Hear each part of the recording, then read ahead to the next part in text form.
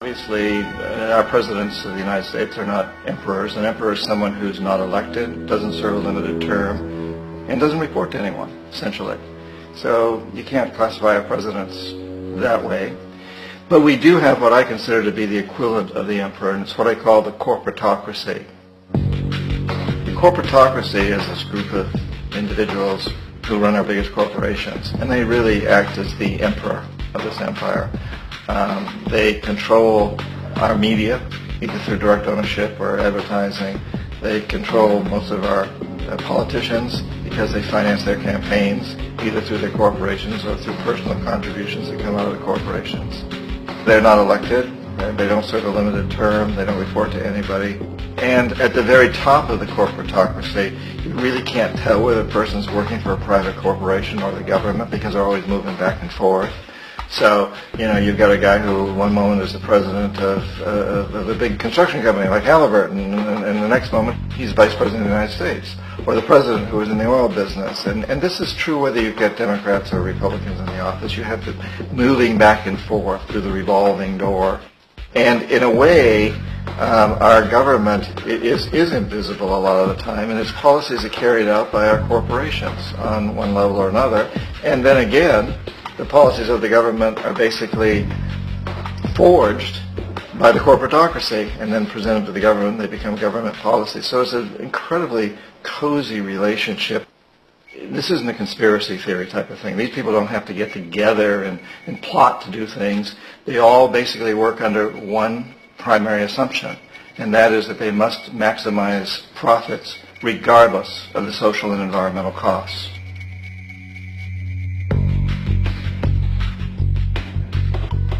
This process of manipulation by the corporatocracy through the use of debt, bribery, and political overthrow is called globalization.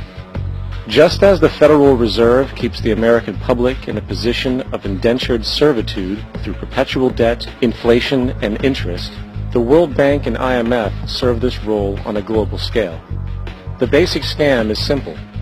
Put a country in debt either by its own indiscretion or through corrupting the leader of that country, then impose conditionalities or structural adjustment policies, often consisting of the following. Currency devaluation. When the value of a currency drops, so does everything valued in it.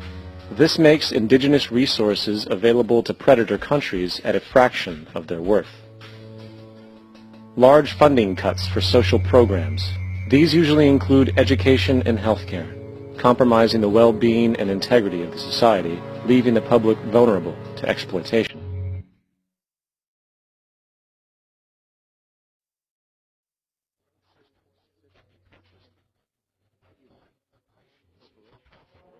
For example, in 1999, the World Bank insisted that the Bolivian government sell the public water system of its third largest city to a subsidy of the U.S. corporation Bechtel.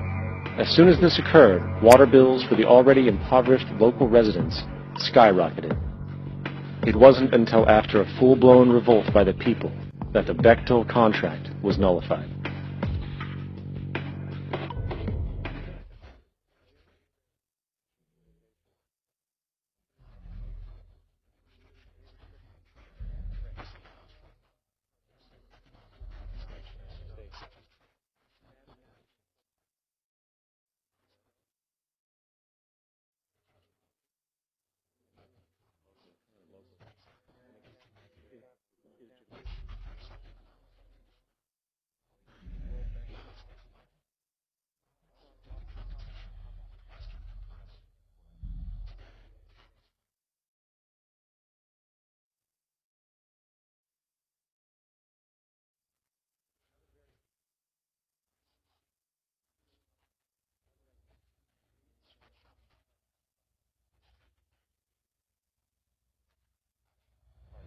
In the case of Ecuador, it wasn't an accident. The oil companies did it intentionally. They knew they were doing it to save money out there rather than arranging for proper disposal.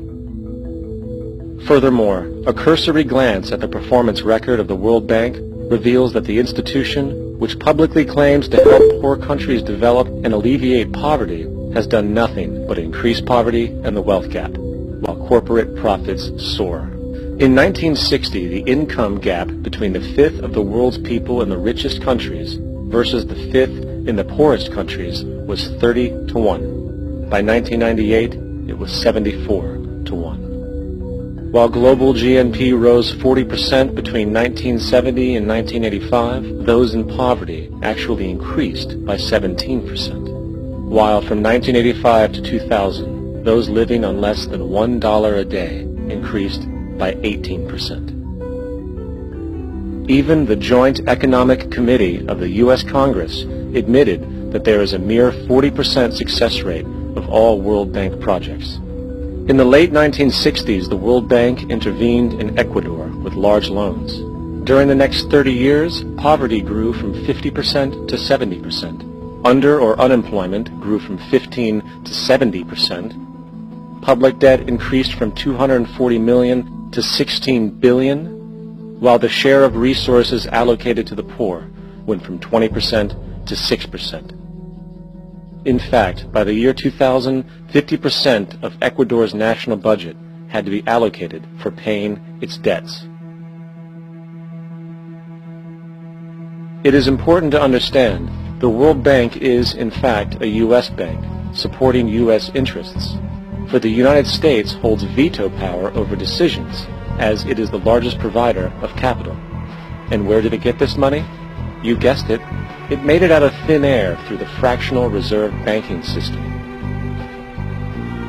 Of the world's top 100 economies, as based on annual GDP, 51 are corporations, and 47 of that 51 are U.S.-based.